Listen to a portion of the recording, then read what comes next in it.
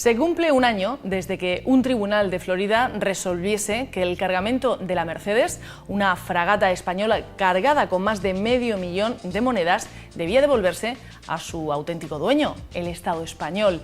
La empresa cazatesoros Odyssey perdía así la batalla judicial que mantenía con nuestro gobierno. Tenían que devolver todo lo que habían expoliado desde el pecio de la Mercedes. Con este paso definitivo se recuperaba para nuestro patrimonio una joya, o más bien un enorme cargamento de joyas que finalmente han ido a parar al Museo de Arqueología Subacuática de Cartagena.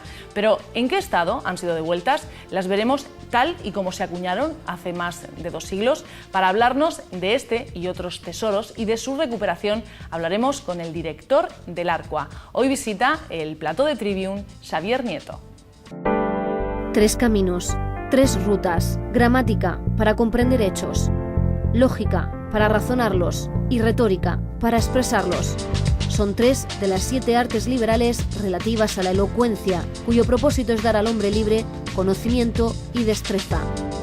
La confluencia de estas 3 artes da origen al Trivium.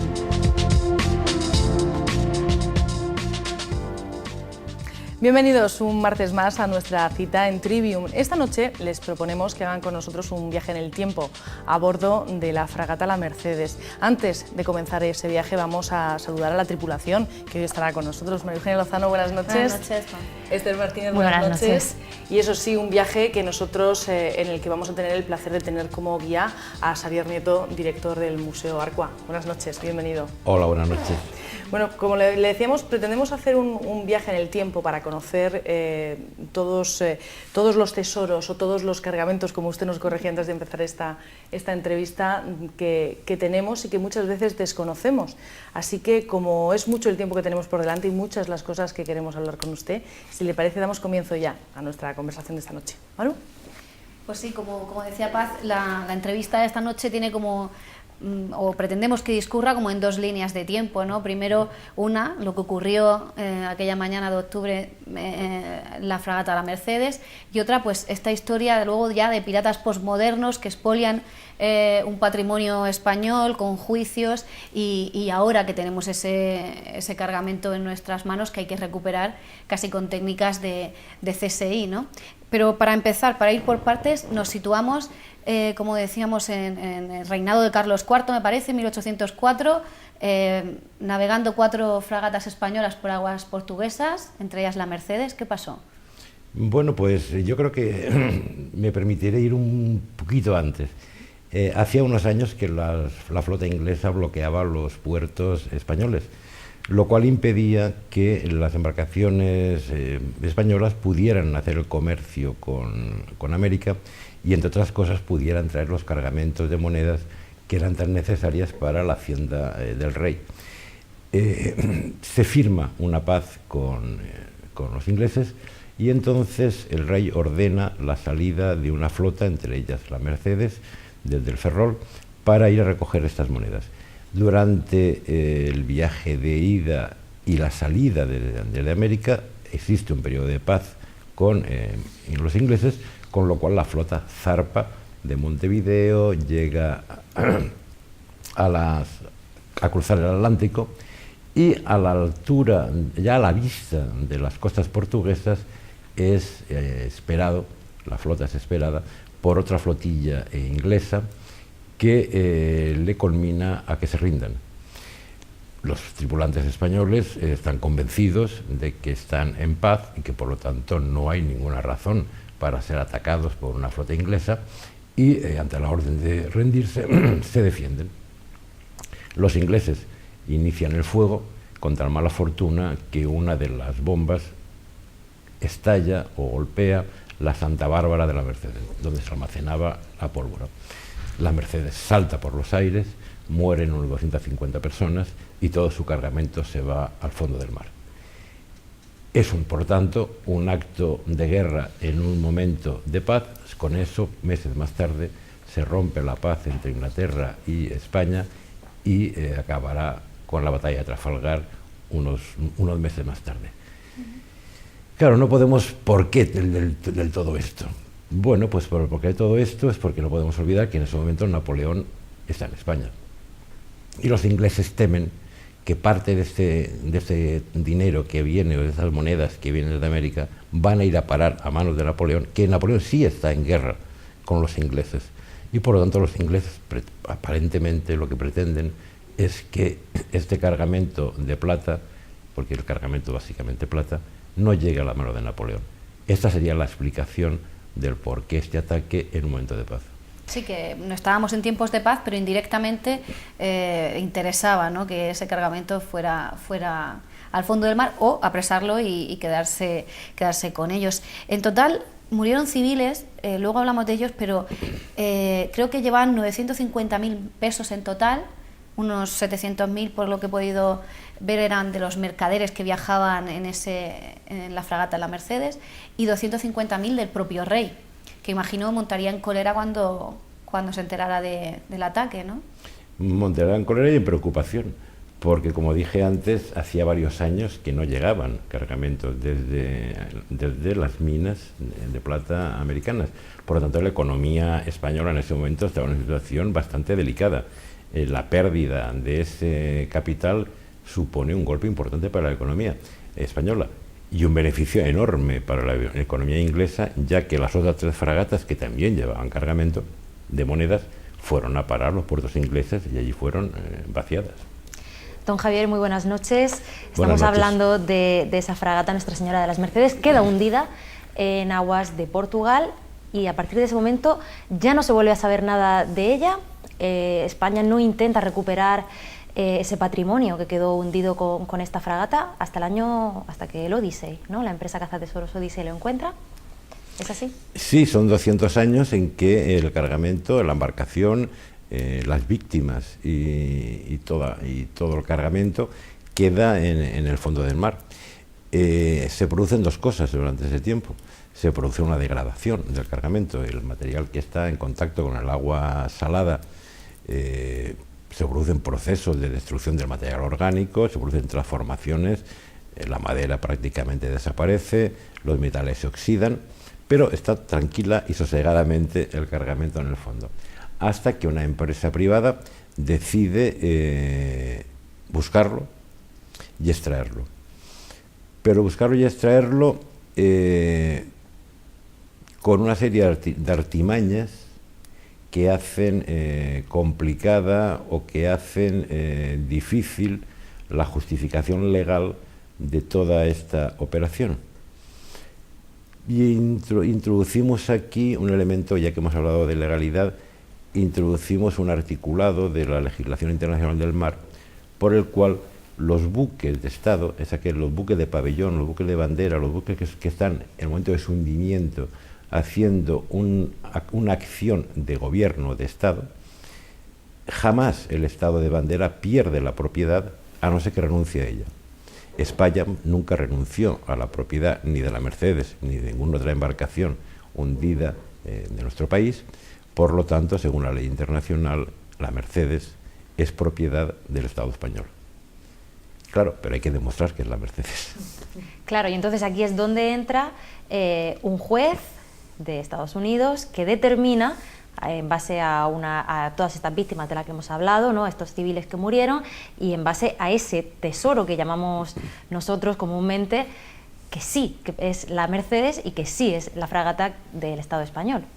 Sí, cuando el Estado español tiene conocimiento de que se han extraído del mar una serie de monedas, mayoritariamente de plata, bueno, luego supimos que mayoritariamente de plata, pero que indudablemente llevaba la efigie de Carlos III, Carlos IV, que correspondían como fecha máxima de acuñación. La moneda lleva un año, el año de su acuñación, y que las más modernas correspondían a 1803, se empezaron a tener en España conocimiento del hecho, los primeros informes, y el Estado español decidió, en virtud de la ley internacional que antes comentamos, reclamar la propiedad de ese cargamento.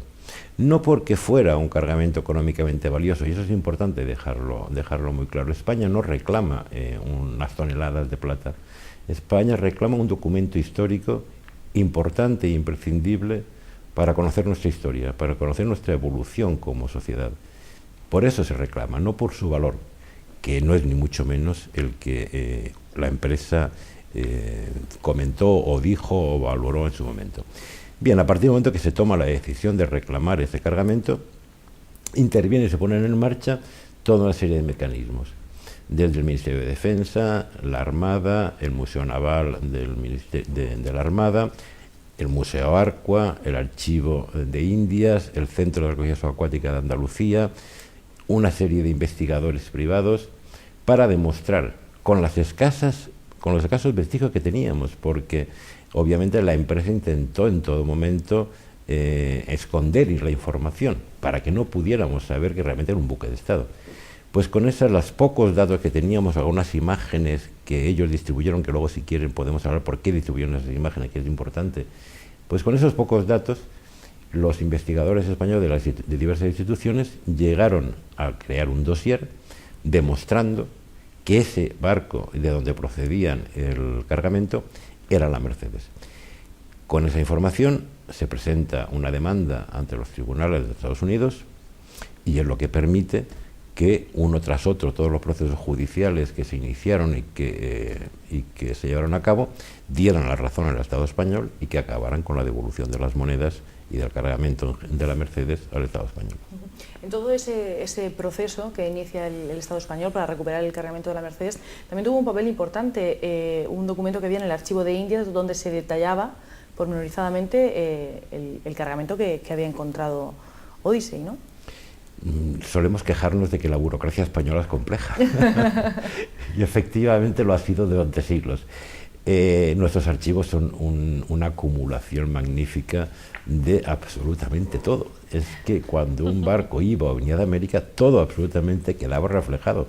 Tenemos la carta del rey en que ordena la salida de la Mercedes, tenemos las órdenes y los nombramientos de las tripulaciones, tenemos el acumulador de la plata cuando el barco zarpaba, levantaba un inventario de absolutamente todo lo que se cargaba en la embarcación, por dos razones: uno, para saber lo que iba, y otro, porque a la llegada a Cádiz o a Sevilla se pagaban impuestos por lo que se transportaba y se importaba desde América.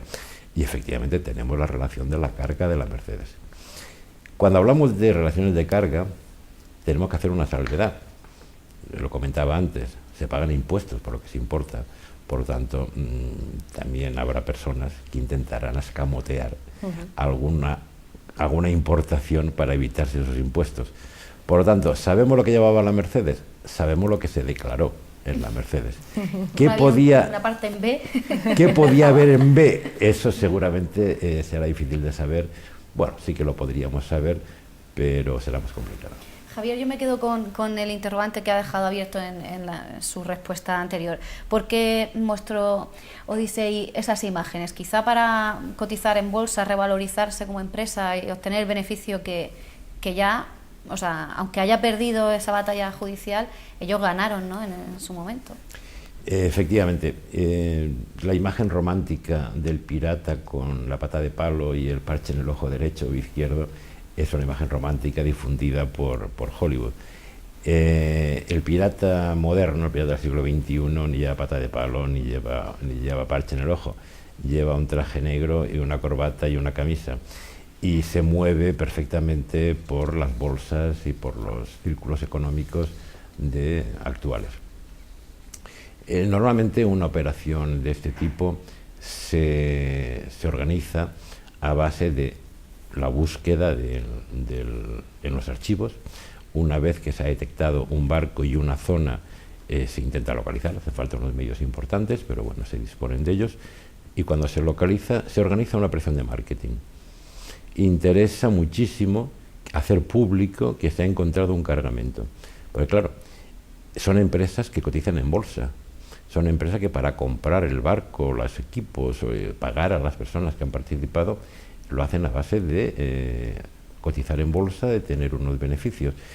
Cuando encuentran algo, como decía, interesa muchísimo que el posible inversor crea, o esté seguro, de que va a obtener un buen beneficio invirtiendo en esa empresa.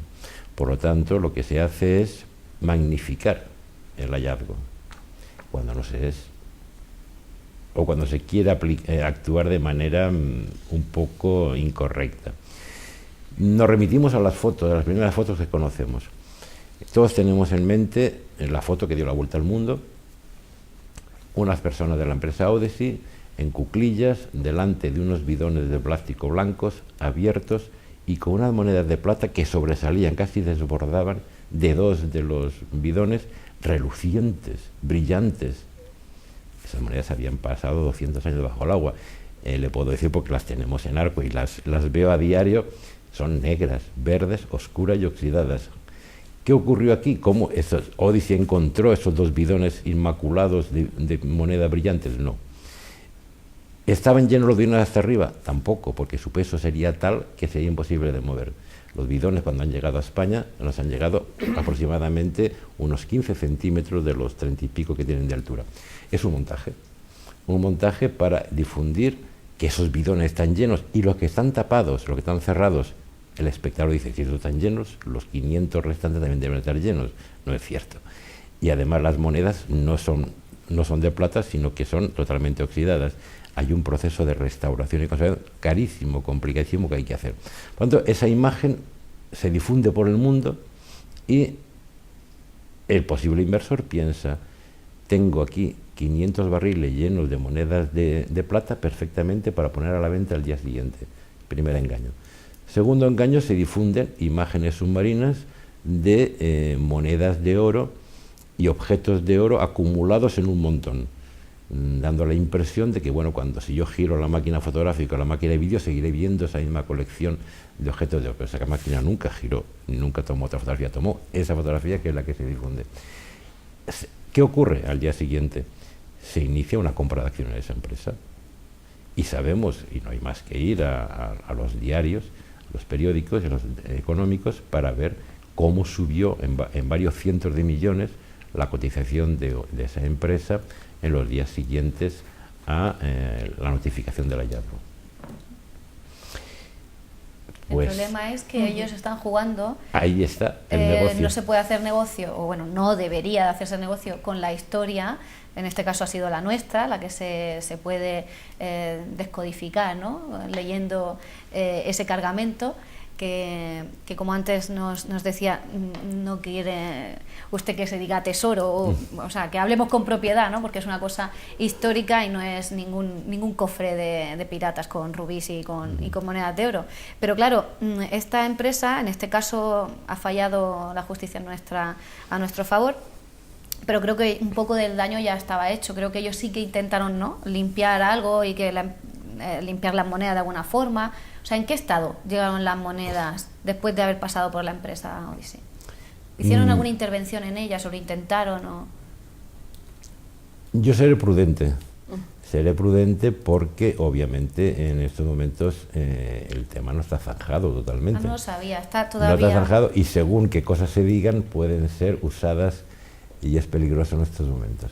Digamos que las monedas después de 200 años estaban en mazacotes, estaban oxidadas, se habían formado bloques como consecuencia de la oxidación de estas monedas y además habían perdido su aspecto de moneda de plata.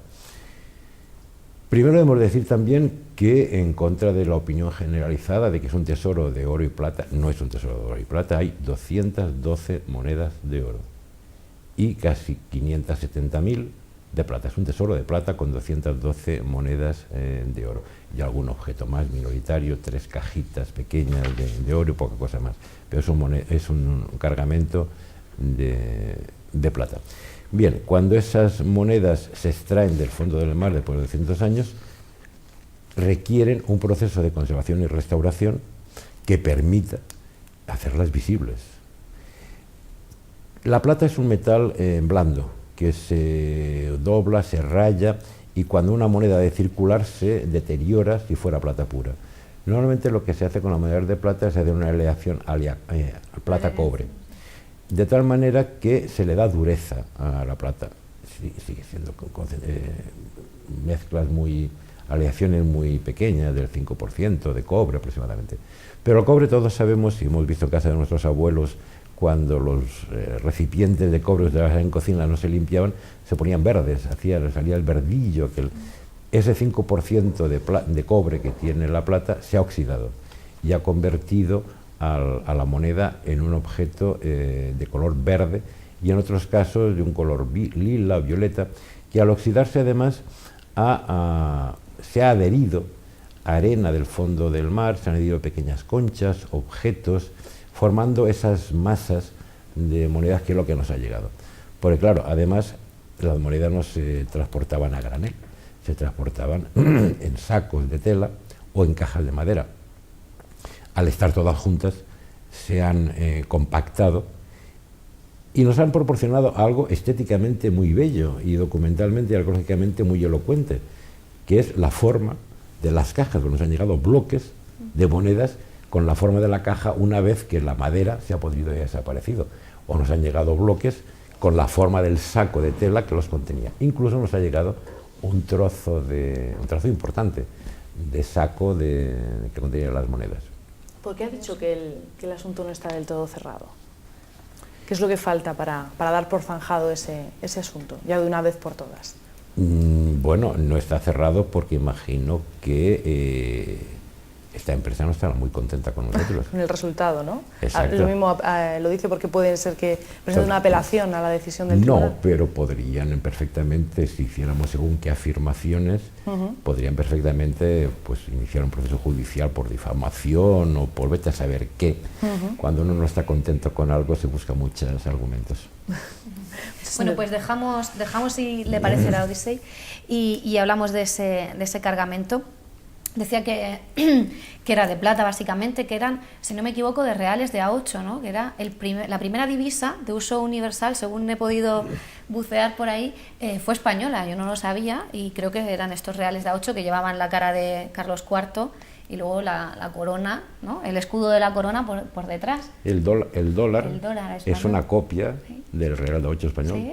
El primer dólar de plata es una copia del real de A8 español. El real de A8 es una moneda de plata del tamaño, tiene unos 4 centímetros de diámetro, es una moneda hecha, acuñada tanto en América como en España. Tiene la efigie del rey por un lado y por el otro lado tiene el escudo de España y una serie de inscripciones. Y está en circulación en un momento en que España tiene posesiones en todo el orbe y que se centralizan a través de dos rutas importantes, que es lo que conocemos como el galeón de Manila y lo que es la ruta con Cádiz y Sevilla desde América. Esto produce que, si nos vamos a Asia, Filipinas, que fue propiedad española o fue española hasta hace poco tiempo, relativamente poco tiempo en términos históricos, Filipinas centraliza todo el comercio con China, Japón, Camboya, Vietnam, toda la zona del Extremo Oriente. A Filipinas llegaban productos exóticos, desde cerámicas, oro, sedas, los famosos mantones de Manila nos vienen de allí. Y desde Manila salía el galeón que llegaba a la costa americana del Pacífico, desde allí pasaba a la costa atlántica y de la costa atlántica enlazaba con las embarcaciones que venían hasta Cádiz y Sevilla. ¿Qué ocurría? Pues se generaba un flujo de productos orientales hasta España y desde España a toda Europa, pero al mismo tiempo se le pagaba a estos productos, estas sedas de Oriente, estas porcelanas chinas, se les pagaba con estos reales de A8, con lo cual el real de A8 circulaba hasta China, Japón, hasta Extremo Oriente. Cuando el un real de A8 que, si me permite, es el que estamos viendo, tenemos en pantalla. Exacto. Cuando este real de A8 llega a estos países orientales, son monedas de calidad, son monedas de un valor asegurado, lo que hacen los reinos o los estados de Oriente es reacuñarlas. Le ponen una marca, preciosas por cierto, y tenemos monedas de real hechas con marcas en chino, con marcas en en japonés, o incluso con camellos y palmeras, cuando este Real de 8 hace la ruta, en vez de Oriente, hace la ruta de África.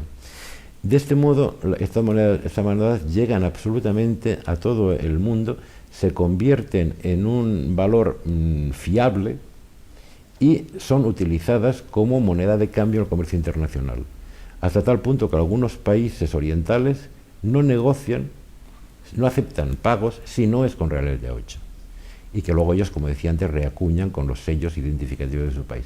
Esto produce que el real de 8 se extienda absolutamente por todo el mundo y que el comercio internacional, incluso el inglés, cuando el inglés comercia con Oriente, está pagando con reales de 8 españoles. Esta extensión del real de 8 le convierte en la primera moneda internacional, la primera moneda de valor universal, y como comentábamos antes, es el prototipo a partir del cual sale el actual dólar americano cuando era moneda de plata. Una vez terminada esa lucha judicial, por así decirlo, una vez que se consigue que el Estado de Florida dé la razón al Estado español y que ese cargamento de la Mercedes vuelva a España, hay que ver dónde se queda. Y usted estaba convencido de que ese cargamento vendría a Cartagena. Bueno, desde ese momento muy convencido de que podría ser así. Decir que estaba convencido, confiaba. Confiaba en que el cargamento de la Mercedes llegara a Cartagena. Yo en ocasiones, cuando se me pregunta por este tema, y cuando me preguntan personas como usted, como periodistas, le digo, vaya a la hemeroteca. Y cuando yo tomé posesión de Arqua en diciembre del 2010, recuerdo que alguno de sus colegas me preguntaba qué programa tenía a partir de mi llegada a Arqua en el 2010, y recuerdo que alguno de los periódicos regionales publicó que uno de mis objetivos era que el cargamento de la Mercedes llegara a Arqua. Me lo planteé como objetivo, por lo tanto luché desde el primer momento para que esto fuera así. No quiere decir que la decisión fuera mía, la decisión fue una decisión técnica que tomaron las instituciones, pero si yo decía que podía luchar por esto era porque estaba convencido de que disponíamos de los técnicos capaces para restaurar, que no es un trabajo baladí, restaurar 14,5 toneladas de monedas de plata. Disponíamos de esos técnicos, disponíamos de un laboratorio que durante el 2011, preparando la posible llegada y cargándonos de argumentos para que vinieran, fuimos mejorando y fuimos acabando de acondicionar antes de que se hiciera definitiva la decisión de que vinieran aquí.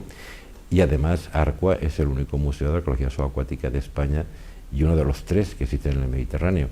Por lo tanto, tenemos técnicos, tenemos laboratorios, somos el Museo de Arqueología Subacuática. Yo confiaba sinceramente que finalmente las monedas llegaran a Cartagena y que fuera un elemento importante para la trayectoria cultural, turística y económica de la ciudad y de la región. Que ese cargamento tenía muchas novias, también hay que decirlo. 30 y pico. El Arqua es un referente nacional e internacional en la recuperación de patrimonio histórico y, como usted bien dice, ahora empieza el trabajo de verdad, ¿no? Ahora hay que empezar a recuperar todo ese patrimonio. Dice que están ya en ello. Son 7 técnicos, si no me equivoco, los que están trabajando en la recuperación de todo este cargamento. Bien, el proyecto de Mercedes es un proyecto con muchísimas facetas, con muchísimas caras y con muchísimas actuaciones. Cada una de estas actuaciones tiene un desarrollo propio, pero dentro de un proyecto global, y cada una de ellas tiene unos presupuestos, tiene unos personal, tiene unos medios. ¿Qué supone o qué es el proyecto Mercedes? El proyecto Mercedes tiene un objetivo, y es poner a disposición de la sociedad un patrimonio cultural que le pertenece. Eso está clarísimo. Y ese es el objetivo último por el cual, desde el inicio, se luchó en los tribunales de Tampa para conseguir que la moneda esté aquí. Es un patrimonio cultural, pertenece a los españoles y tiene que estar aquí. Por lo tanto, ¿qué significa ponerlo a la disposición de la sociedad? Primero, que haya venido. Segundo, que sepamos como documento histórico qué es, qué significa, qué aporta al conocimiento de la historia de España y a la historia de América. Una vez que eso significa investigación arqueológica, investigación histórica, pues ponerlo a disposición de la sociedad de forma legible. Tal como están las monedas ahora, no son legibles, son, por como comentábamos antes, están cubiertas de óxidos y concreciones. Hay un proceso de restauración. Un proceso de restauración complejo, porque son casi 600.000 monedas, 14 toneladas de medida, y jamás ningún museo ni ninguna institución pública ni privada del mundo se ha enfrentado a restaurar 14 toneladas y media de monedas. Y necesitamos restaurarlas y conservarlas, porque si no los procesos de oxidación siguen produciéndose y podríamos encontrar dentro de unos años daños irreparables en estos objetos metálicos. Todos sabemos lo que pasa con un metal cuando está a la orilla del mar, por lo tanto hay que actuar urgentemente. Y una vez que se ha investigado, o al mismo tiempo, hay que documentarlo. El cargamento de la Mercedes está declarado como bien de interés cultural. Es el máximo nivel de protección legal que tiene la legislación española para un bien patrimonial. Pero claro, ser un BIC no es cualquier cosa. La ley dice exactamente qué se ha de hacer con un BIC. Hemos de inventariarlo absolutamente todo. Se ha de fichar absolutamente todo. Hay unas normas muy claras a cumplir con esto. Hay que, por lo tanto, hacer un trabajo de documentación, que son de 600.000 objetos. Y luego el final de todo esto es hacerlo accesible a la sociedad.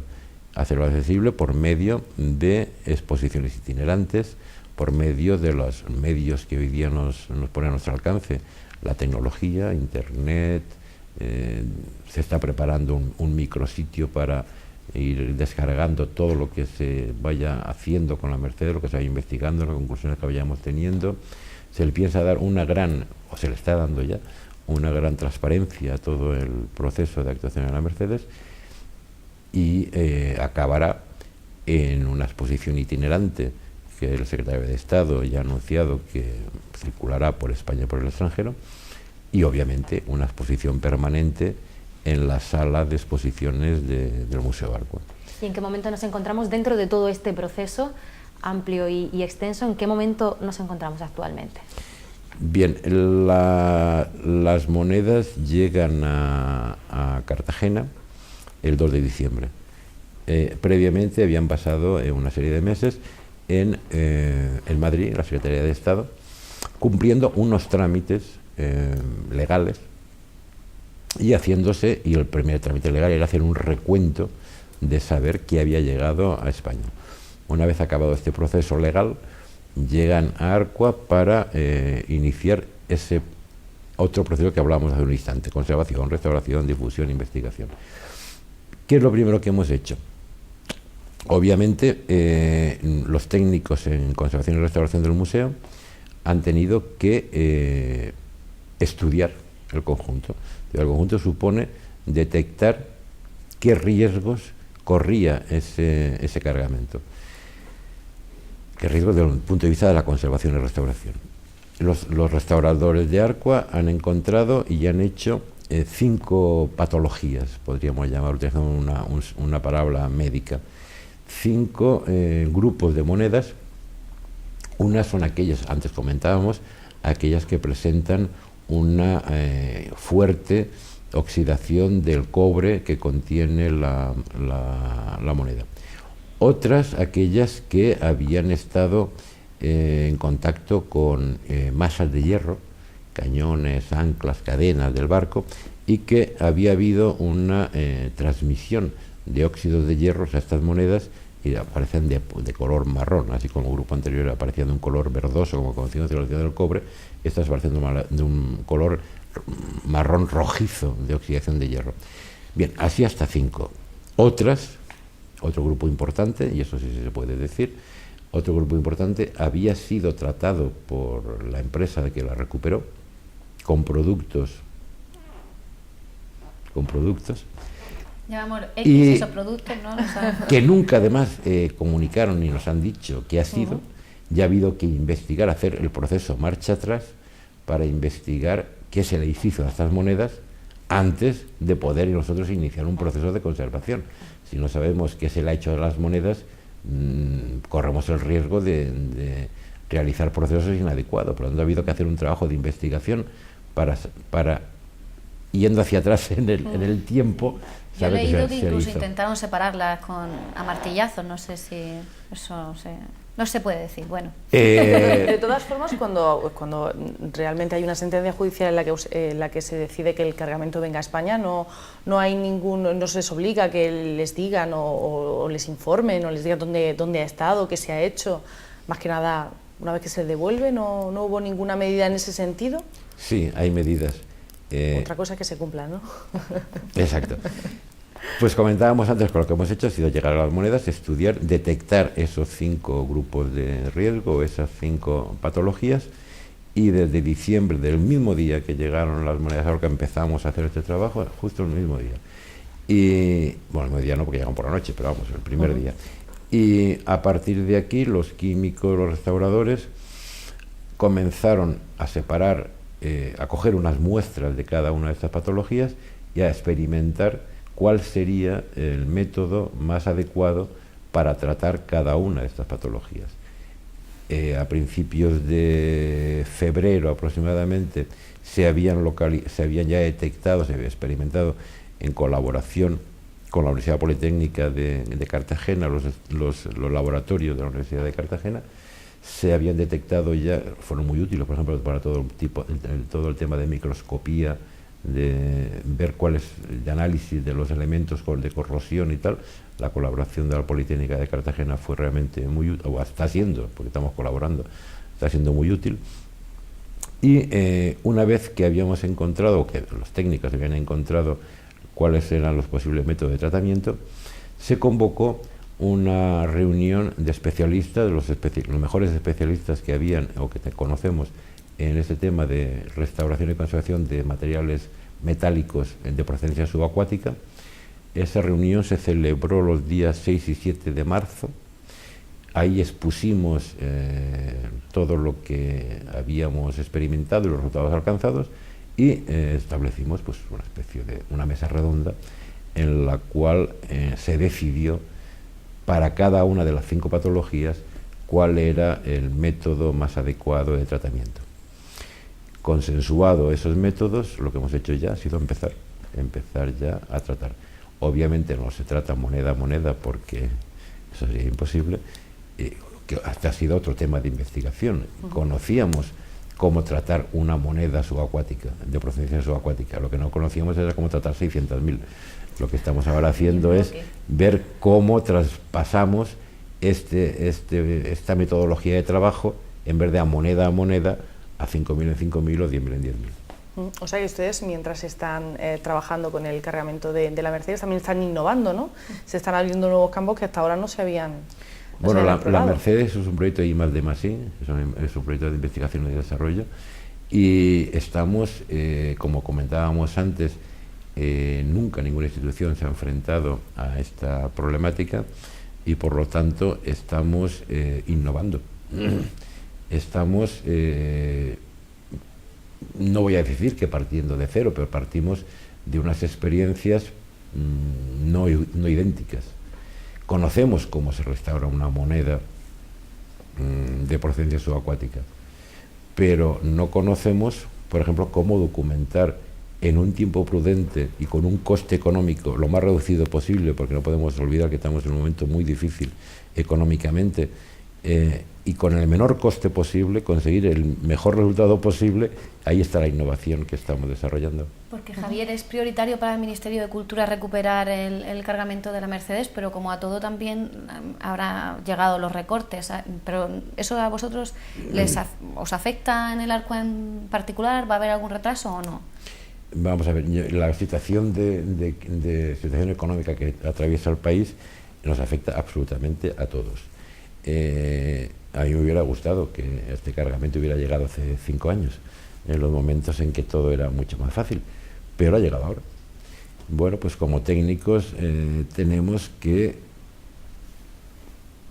con los medios que tenemos y con las situaciones que tenemos, aguzar el ingenio y encontrar cómo abaratar costes para dar los mejores resultados posibles. Yo creo que eso estamos haciendo, no los arqueólogos y los museólogos, sino yo creo que todos los ciudadanos. Estamos aguzando el ingenio, todos, cada uno en su profesión, para ver cómo abaratamos costes y cómo damos los mejores resultados y tenemos los mejores beneficios. Lo estamos haciendo, realmente lo hemos hecho ya y estamos ya trabajando en ello. ¿Y hay un horizonte para que, no sé si han marcado alguna fecha para terminar los trabajos, empezar a exponerlos? Antes decía que el proyecto de Mercedes es un proyecto con muchas caras. Cada una de estas caras tiene un calendario. Quizá la que circula más en la prensa, porque interesa más al ciudadano, es cuándo vamos a ver las monedas.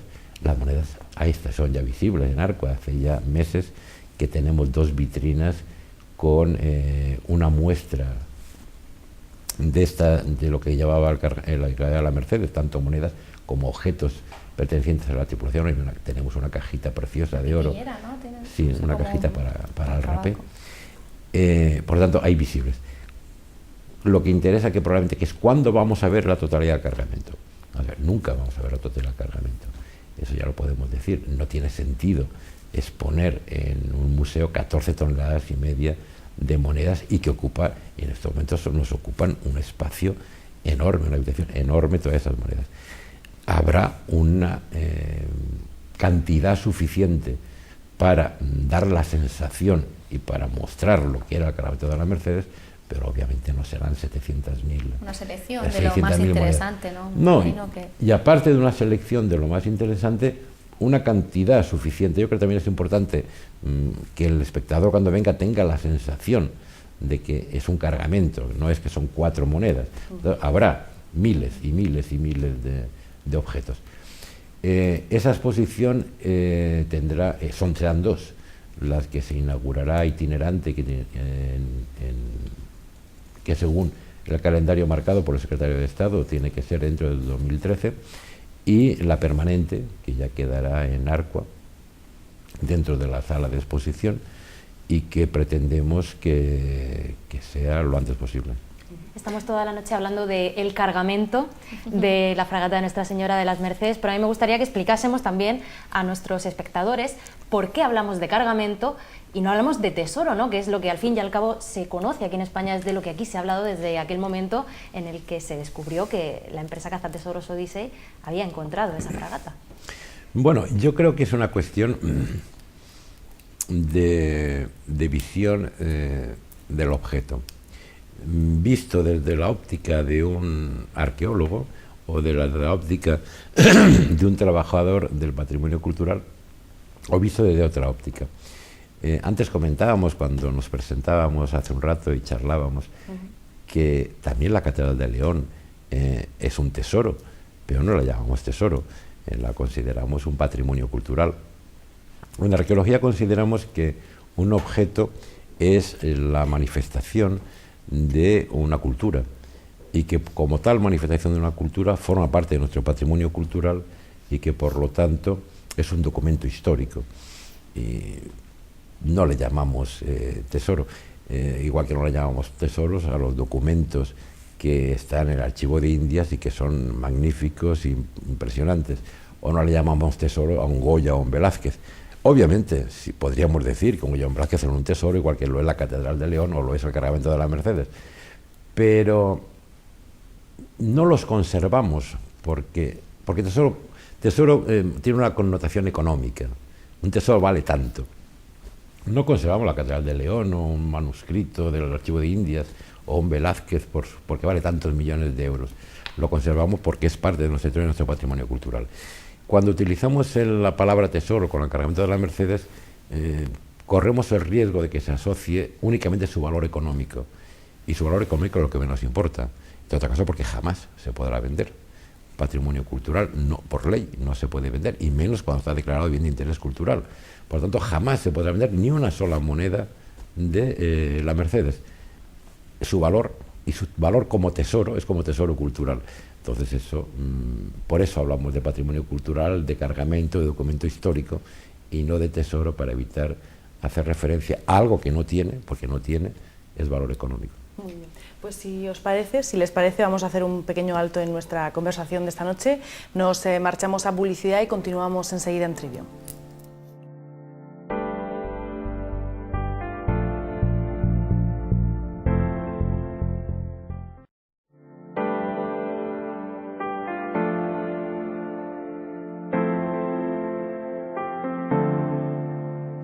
Seguimos en Trivium. Esta noche estamos hablando con Xavier Nieto, con el director del Museo Arqua, y para cerrar, hemos dedicado la primera parte de nuestro programa a hablar del cargamento de la Mercedes, y para cerrar el tema y hablar con usted de otras muchas cosas, sí que nos gustaría, hemos estado aprovechando la pausa para hablar de esa exposición, de esa forma con la que ustedes pretenden presentar oficialmente al público el cargamento de la Mercedes. Si nos puede dar alguna pista, algo para estar pendientes de cuando se produzca esa exposición. Bien, comentábamos en la parte anterior del programa que las diversas facetas que tiene el proyecto Mercedes. Todas estas facetas están ya, se han hecho ya todos los proyectos, se ha hecho el plan global y los planes para cada uno de estos aspectos. Se ha hecho obviamente el proyecto museográfico tanto para la exposición permanente como para la itinerante. Están ahora en fase de presupuestar y para empezar a ejecutar. No puedo por prudencia desvelar en qué va a consistir tanto la exposición itinerante como la permanente, entre otras cosas, porque en la fase para hacer los presupuestos pueden haber modificaciones, pero sí que puedo dar las pinceladas generales de en qué va a consistir. Pretendemos no enseñar una colección de 14 toneladas de monedas, antes lo comentaba. Pretendemos explicar el documento histórico, explicar que este cargamento forma parte de un hecho histórico, de un contexto histórico, de un momento de la sociedad española, y por lo tanto las monedas irán arropadas dentro de ese contexto histórico. Se hablará de arquitectura naval, se hablará cómo era un barco de ese momento, se hablará de Napoleón, lógicamente, se hablará de los ingleses, se hablará de los españoles, se hablará de la guerra de independencia, se hablará de Trafalgar como consecuencia del hundimiento de la Mercedes, y se situarán todo este cargamento dentro de un marco histórico, cultural, social del momento en que se produce el hundimiento. Por ejemplo, habrá reconstrucciones a diversas escalas, incluso es posible que a escala 1:1 de alguna parte del barco, para que el visitante pueda ver cómo se transportaban estas monedas. Estaremos muy pendientes de esa exposición final de todas las monedas, para conocer precisamente, ¿no?, esa parte de nuestra historia y nuestro patrimonio cultural. Aparte de todo esto, hay que decir también, ¿no?, que en el Arqua hay mucho más, aparte de este cargamento de las Mercedes, porque precisamente la misión de este Museo Nacional de Arqueología Subacuática es dar a conocer y cuidar todo este patrimonio subacuático de nuestro país. Efectivamente, hay mucho más, y le voy a hacer un comentario de carácter un poco personal como director del museo. Cuando quedó claro que las monedas venían al museo, como director del Museo Arqua me entró una cierta preocupación, no por el hecho de las monedas, que era probablemente consciente que podíamos, dentro de lo que podíamos estar convencidos de que podíamos hacer frente a esto. Me daba miedo de que Arqua se convirtiera en el Museo de la Mercedes. Y Arqua es mucho más, y debe ser mucho más que eso. Arqua es el Museo Nacional de Arqueología Subacuática, y por lo tanto tenemos la responsabilidad de explicar y de hacer llegar al público el papel que el mar, desde la prehistoria hasta hoy, ha jugado en la evolución de la sociedad. Y no podemos hipotecar la vida de Arqua por el cargamento de las Mercedes. Y eso lo tenemos, yo lo tenía muy claro desde el primer momento, y creo que todo el personal, magnífico personal que tenemos en Arqua también lo ha entendido así. Y por ejemplo nuestros restauradores en este momento están trabajando en la moneda de la Mercedes, están trabajando en materiales fenicios del siglo VII a.C.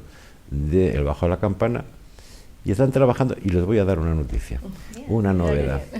Están trabajando en 2 piraguas monóxilas del siglo X que han llegado hace unos días desde el Museo Nacional de Lisboa, y que van a formar parte de una exposición, una magna exposición que se inaugurará en septiembre en Lisboa, y que el Museo Nacional Portugués nos ha pedido que restauremos para esta exposición.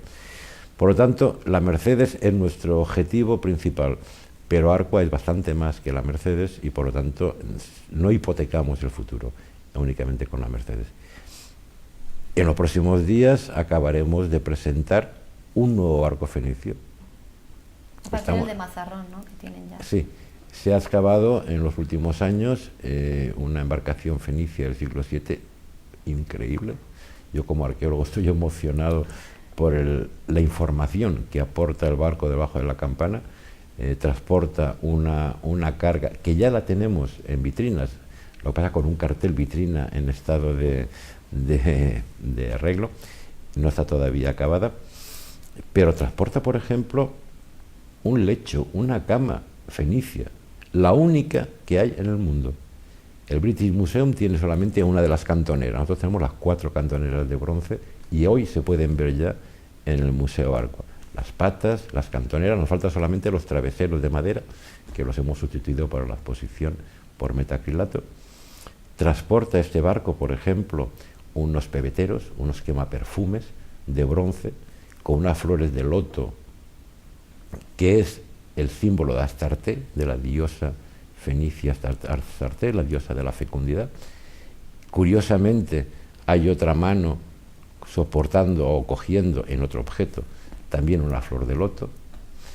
Una serie de elementos que transportaba ese barco y que nos están hablando de cómo los primeros fenicios están introduciendo en las poblaciones indígenas de la península ibérica una cultura, una religión, unas prácticas sociales, y que todo eso se complementa con un juego de pesas, de unas 15 pesas, para el comercio. Hay cultura, hay economía, y todo eso se ha encontrado y se ha restaurado últimamente en el laboratorio de Arqua, y se está exponiendo, y dentro de unos días lo abriremos directamente ya al público. Es decir, la Mercedes es nuestro objetivo principal, pero Arqua no es solamente la Mercedes. Sí, porque el mar esconde mucha historia, quizá la disciplina, bueno, la investigación, la rama de investigación, la arqueología subacuática, no sé si ha estado menos valorada que la arqueología que se hace sobre la tierra, ¿no?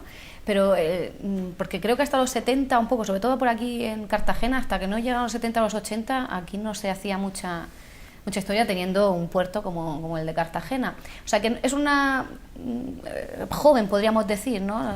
Muy joven. Muy joven, demasiado joven quizá, pero hay mucho por descubrir, mucha historia que esconde, como la que nos contaba de los fenicios bajo el mar, y que nuestras costas seguramente, pues como punto de referencia del Mediterráneo, tendrá mucho que contar, ¿no? Sí, efectivamente, si intentamos hacer un poco de la historia de la arqueología subacuática, distinguimos entre recuperación e investigación. O sea, la recuperación de objetos del fondo del mar es una actividad tan antigua como el hombre y se sigue practicando. Hay empresas que todavía se dedican a recuperar y que su objetivo es simplemente poseer cosas que tienen un valor económico, sentimental, de cualquier tipo. Y la Mercedes es una muestra de esa pervivencia que nos viene desde época prehistórica, de recuperar cosas que hay del fondo del mar. La arqueología es otra cosa totalmente diferente. La primera excavación arqueológica que se realiza en el Mediterráneo la realiza el profesor George Bass de la Universidad de Texas en el año 1960 en el pecio de Cabo Gelidonia en las costas turcas. Es la primera vez que un equipo de arqueólogos tiene una metodología de trabajo, unas técnicas de trabajo, un objetivo de investigación histórica, no de recuperación de objetos, y que traslada al fondo del mar una ética profesional, una deontología que hasta ahora solamente se había utilizado en excavaciones arqueológicas terrestres. Por lo tanto, si aceptamos el año 1960 como el inicio de esta actividad de arqueología subacuática científica, a partir de aquí diversos países empiezan a evolucionar. Los franceses crean un Centro Nacional de Arqueología Subacuática en el 67, los italianos con Nino Lamboya lo habían creado unos años antes, y España no acaba de arrancar. Hay personas pioneras, como en Murcia, Julio Mas, que desarrolla una labor magnífica de trabajo, pero son pioneros. No acaba de consolidar en España la actividad hasta los años 80. con lo cual la arqueología subacuática española, a nivel no de individuos aislados, como decía Julio Mas, o Federico Foester en Cataluña, o Damián Cerdá en las Baleares, o Bravo en Melilla, pero que son personas aisladas, como el ingreso de la ciencia en la universidad, en el mundo académico, hemos de esperar hasta los años 80. A partir de los 80 hay una eclosión magnífica, hay todo un conjunto de profesionales que se forman en esta especialidad, se empiezan a desarrollar excavaciones muy serias en España y recuperamos poco a poco ese retraso de casi 30 años que llevaba la arqueología subacuática española con respecto a la francesa o a la italiana. En estos momentos, ¿cómo nos encontramos? Pues la crisis, la dichosa crisis, nos ha frenado una aceleración que llevábamos en el último decenio. Estábamos avanzando muy bien y yo creo que seguimos avanzando, lo que pasa es que un poquito más lento. Hace unos días hemos celebrado en Arcua, en Cartagena, el primer Congreso Nacional de Arqueología Subacuática. Se han presentado 300 personas, se han presentado más de casi 90 comunicaciones, tanto de barcos españoles hundidos en América, han venido colegas sudamericanos, como de realizaciones en España. Y las comunicaciones han sido de un enorme y altísimo nivel, hasta tal punto que pueden ser homologables a cualquier congreso internacional, lo cual nos satisface y nos tranquiliza, porque habíamos adquirido el compromiso de celebrar el año próximo, en el 2014, ¿no? El Congreso Internacional de Arqueología Subacuática, que se va a celebrar a partir del 15 al 19 de octubre del 2014. Este Congreso Nacional ha sido también una apuesta de largo y un ensayo general, y nos ha tranquilizado mucho ver el nivel de las investigaciones que están llevando en España. Por lo tanto, ¿cómo está la arqueología subacuática en España? Un poco verde, pero mejorable, bien, ¿no? Mejorable, porque siempre tenemos que decir que todo es mejorable, no podemos decir está todo perfecto, nos apoltronaríamos. Es mejorable, hay una situación delicada para los profesionales, eso se da en otros sectores también. Sería deseable que hubiera más puestos de trabajo. Hay mucho investigador magnífico, joven, que tiene que irse al extranjero porque aquí no hay posibilidades. Hay una asignatura pendiente con las universidades, que las universidades se impliquen más en la formación de esta ciencia y que cada vez sean menos los estudiantes españoles que tienen que salir al extranjero a formarse. Pero si tenemos en cuenta que en los años 80 había un par de arqueólogos subacuáticos en España y que en este momento en el Congreso del mes pasado vinieron más de 300 y no vinieron todos, una gran mayoría, pero no todos, el camino recorrido ha sido importante. Además, el Arcua, por si alguno de nuestros espectadores no ha ido, que les invitamos a ir ahora y cuando expongan todo el cargamento de la Mercedes, son 6.000 metros cuadrados, hay una biblioteca, un anforario, almacén, el laboratorio. Además, el diseño, creo que viajó hasta al MoMA de Nueva York, tiene un diseño muy bonito, solo el edificio por fuera, o sea que tienen talleres para niños, una excursión familiar, aunque solo sea... Solo por eso ya merece la pena, aunque no vaya con un espíritu más científico. Y además, sábados por la tarde y domingos gratis. Mira, o sea, que no hay ninguna excusa. A mí me ha gustado un taller que hacen con los niños que me resulta curioso cuando he estado buceando, que se llama Rita la Anforita, que es una manera de introducir a los niños de 3 años en cómo se recuperan ánforas y lo que significa sacarlas del mar. O sea, que nunca es demasiado pronto, ¿no?, para que todos tengamos un poco más de cultura de nuestro patrimonio subacuático. Me alegro que le guste la anforita Rita. Me encanta, Rita la Anforita me encantó. Y en eso me parece una idea genial. En eso coincidimos y me va a permitir que le explique la génesis de la anforita Rita. La anforita Rita, bueno, quizá si entran en nuestra página, algún oyente que no la conozca, la anforita Rita está pensada para niños de hasta 3 años, 3 máximo 4 años. Y relata, pues, es el grupo de niños de 3-4 años entran al museo y se les cuenta el cuento de la anforita que ha sido sacada del fondo del mar por unos señores que la han recuperado, pero como estaba muy estropeada, pues la han arreglado y va a visitar a sus amigas que habían sido sacadas antes que ella y que se encuentran en la vitrina del museo y se explican, entre las que están en la vitrina y la anforita que va de visita, se explica la historia. Este taller, que realmente es emocionante ver cuando el museo está con grupos de 50, 40, 50 niños de estos mengajos de 3, 4 años y ver cómo se ilusionan con el cuento y cómo van por el museo corriendo buscando a la anforita Rita, surge de una colaboración con el Centro de Formación de Profesorado de la región de Murcia. El Centro de Formación de Profesorado, el CPR, tiene unos cursos para los profesores de todo tipo de niveles. Y tenemos una colaboración con los profesores, tanto de colegios como institutos, desde hace varios años. Y entonces cada año nos vienen, trabajamos junto con un grupo, 8, 9, 10 profesores. Y lo que hacemos es colaborar para, ellos conocen a los niños y nosotros conocemos las ánforas.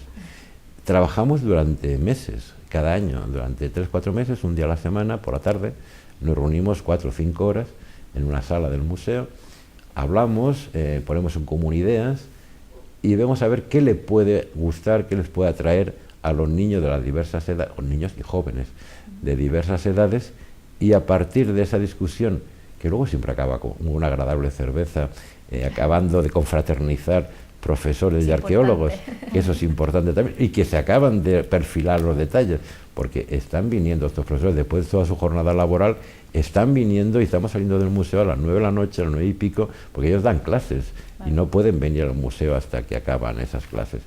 Y tienen exámenes y cosas por el estilo. Por lo tanto, se convierte en una complicidad que nos permite cada año elaborar 1 o 2, generalmente 2 talleres que luego ofrecemos a los colegios, a los institutos, y que tienen la garantía de que está hecho por profesionales que conocen a sus alumnos y por profesionales que conocemos nuestras ánforas. Bueno, y otra noticia, hoy estamos dando noticias aquí en exclusiva. Este año, ¿qué íbamos a hacer con el CPR, con los profesores de la región de Murcia? Pues la Mercedes. Y en los próximos días colgaremos en nuestra página web el taller que han hecho los profesores del CPR para cuando la exposición llegue tengamos ya un cuaderno de trabajo y un elemento de trabajo para que los estudiantes de la región de Murcia puedan disfrutar y aprovechar todavía más la exposición de la Mercedes. Estamos viendo que no faltan opciones de las que ofrece el Arco. Desde el año 2008 tiene un nuevo emplazamiento en Cartagena, es este del que hablaba Maru, este diseño tan innovador y tan bonito que nos gusta mucho ver, ¿no?, cuando pasamos por el puerto de Cartagena.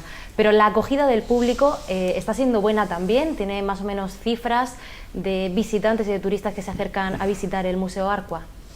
Sí, tenemos cifras. ¿A partir de qué año? Desde el inicio se lleva una estadística tanto de visitantes como de procedencias, como de intereses. Se hace es lógico conocer en qué mercado nos encontramos y qué es lo que demandan nuestros clientes. Hablo con un término comercial, pero es que yo creo que es esa la manera de la cultura es cultura, pero también es turismo, es economía, y hay que cuidar a nuestros visitantes, hay que cuidar a los clientes y fomentar que vengan, porque vamos a difundir cultura, pero también vamos a generar riqueza. El Museo Arco en estos momentos está alrededor de entre los 80 y 90.000 visitantes anuales. El año pasado tuvo un incremento del 21,6% sobre el año anterior. Las fechas de este año, estamos en abril, por lo tanto, cuando lleguemos a diciembre diremos qué incremento, si es que ha habido incremento con respecto al año anterior. Pero bueno, el año pasado un incremento del 21,6%. Fue el Museo Nacional, bueno, eso también es interesante, lo recogió la prensa, por lo tanto no descubrí ningún secreto. Fue el Museo Nacional que más incremento tuvo de los 16 museos nacionales existentes en el Estado español. Y Este año estamos experimentando un incremento, los meses que llevan transcurridos, un incremento con respecto al año anterior. Pero yo imagino que su pregunta va dirigida hacia si se ha notado la Mercedes en el incremento. Bien, es difícil de decirlo con extrema precisión porque son procesos largos. En ocasiones alguna persona me comenta en Cartagena o en Murcia, bueno, pero ¿cuándo van a venir los turistas? Yo no creo que, lamento si alguien se siente un poco frustrado, yo no creo que abramos la exposición y al día siguiente tengamos los hoteles de la región llenos, pero sí que los tendremos más llenos a partir del día siguiente, y eso será un incremento paulatino.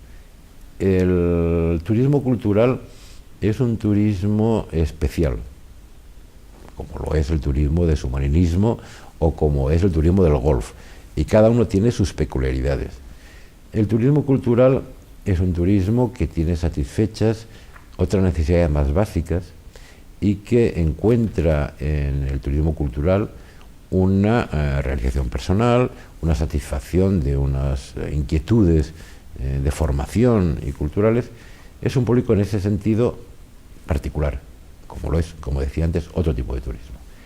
Es un turismo que suele viajar, no siempre, pero suele viajar en familia, y son familias que suelen hacer partícipes a sus hijos de ese afán por aprender, por la cultura, por llevarlos a museos, por llevarlos a iglesias, por llevarles al patrimonio cultural. Entonces un turismo voluminoso, si la familia forman 3, 4 personas. Es además un turismo que es tranquilo, quiere decir que no corre, que pernocta, y eso es importante, y que compagina otra serie de demandas, además de la visita del museo. Suele un nivel adquisitivo medio alto, lo cual es también interesante.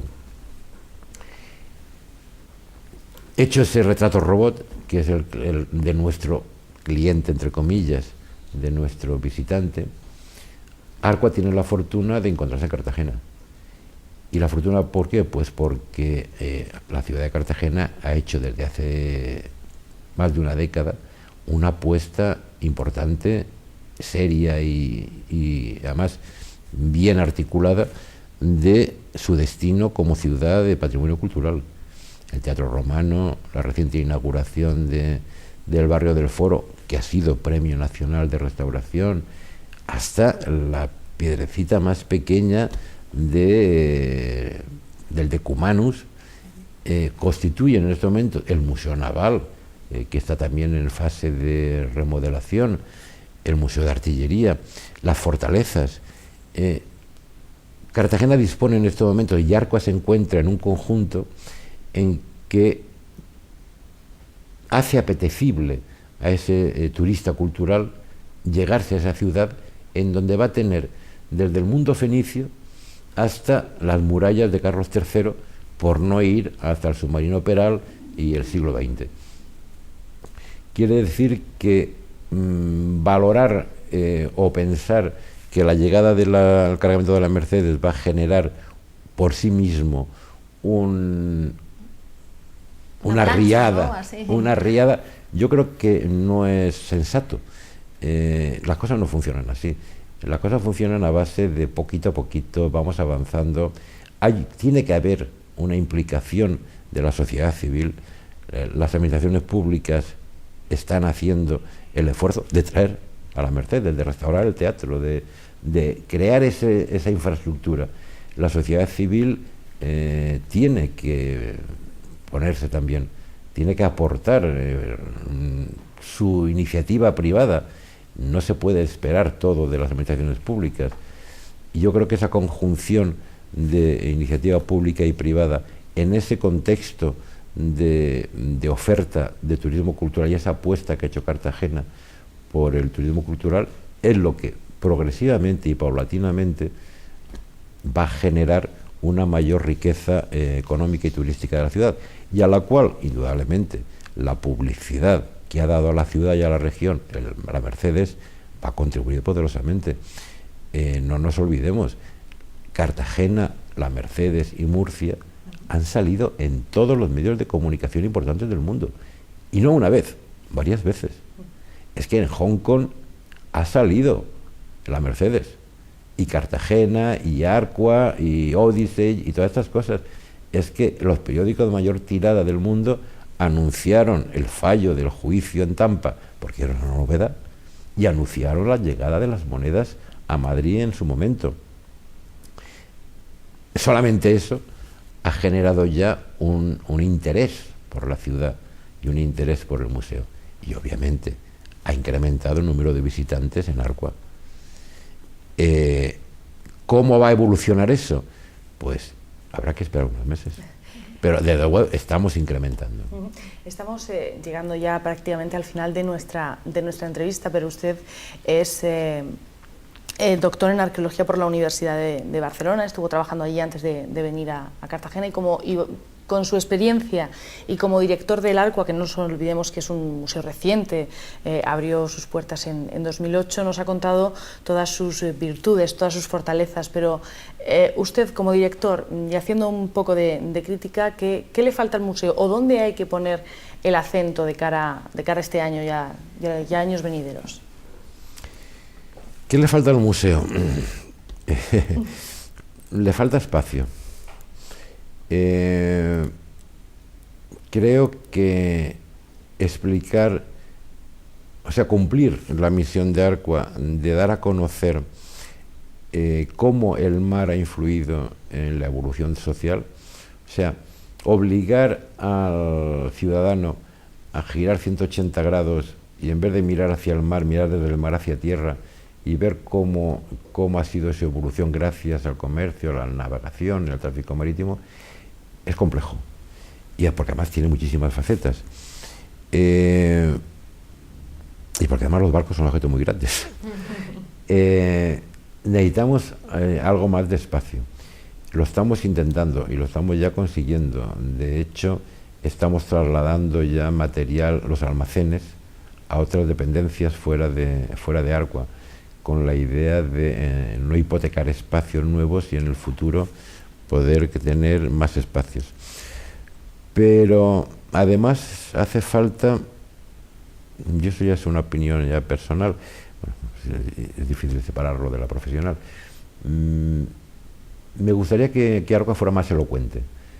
Quizá hay que entenderlo un poco más. Nos tenemos que esforzar más en pasar el mensaje, y eso es algo que estamos intentando hacer, aprovechando, y que estamos trabajando en ello. Espero que podamos en breve tiempo, en función de los recursos económicos, hacerlo, utilizar las nuevas tecnologías para hacer más asequible al público el contenido de Arqua, porque esa es nuestra función última, ponernos a disposición de la sociedad para traspasarle su patrimonio. Bueno, pues para terminar, si le parece, vamos a la gente que nos esté viendo esta noche, hacerle llegar, por lo menos es el mensaje. Como director del Museo Arqua, ¿cuál es el mensaje que quiere hacer a la gente que nos está viendo esta noche y que sea extensivo a toda la gente que visite el museo? Bueno, en primer lugar, que tenemos una gran vocación de servirles. Somos conscientes que la institución pública, como institución pública, y que vivimos de los medios públicos, nuestra obligación primaria es revertir en la sociedad aquello que recibimos, y que nuestra misión es de mucha responsabilidad, porque vamos a pasarle, o le intentamos pasar esa información de cómo usted ha llegado a ser como es. Somos consecuencia de nuestra historia, y nuestra historia la conocemos, cuando no hay documentos escritos, básicamente a partir de la arqueología. Antes comentábamos cómo un barco fenicio nos puede enseñar cómo los fenicios influyeron en nuestra transformación cultural, religiosa, social, y como consecuencia de ello somos como somos.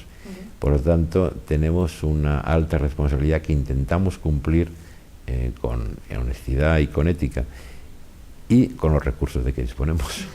Que eso en estos tiempos es complicado. Pues yo me voy a quedar con esa frase de somos consecuencia de nuestra historia como un bonito resumen de todo lo que hemos estado hablando esta noche. Chicas, no sé si os queda algo, queréis saber algo más. Yo creo que ha quedado claro, hemos hecho un poco de pedagogía también en la entrevista para que no haya ninguna excusa para no acercarse al Arqua. Nosotras también queremos ir, nos colaremos con las cámaras más de una vez, si nos deja, y nada, por nuestra parte nada más, ha sido un placer escucharle. Pero no conocen Arqua. Sí, digo, pero que tenemos que ir. Sería imperdonable. No. Tenemos que ir y colarnos más a menudo por los talleres. Les esperamos a ustedes, que han sido muy agradables en esta entrevista, va a pasar el rato muy rápido, y a todos los que nos escuchan. Nuestro museo está abierto para todos y allí les esperamos. Pues Xavier Nieto, ha sido un verdadero placer tenerle esta noche con nosotras. Muchas gracias. Gracias a ustedes. Chicas, un placer como siempre. Ya sabéis que nos vemos el martes. A ustedes también les esperamos el próximo martes aquí en Trivium. Hasta entonces, que tengan una feliz semana.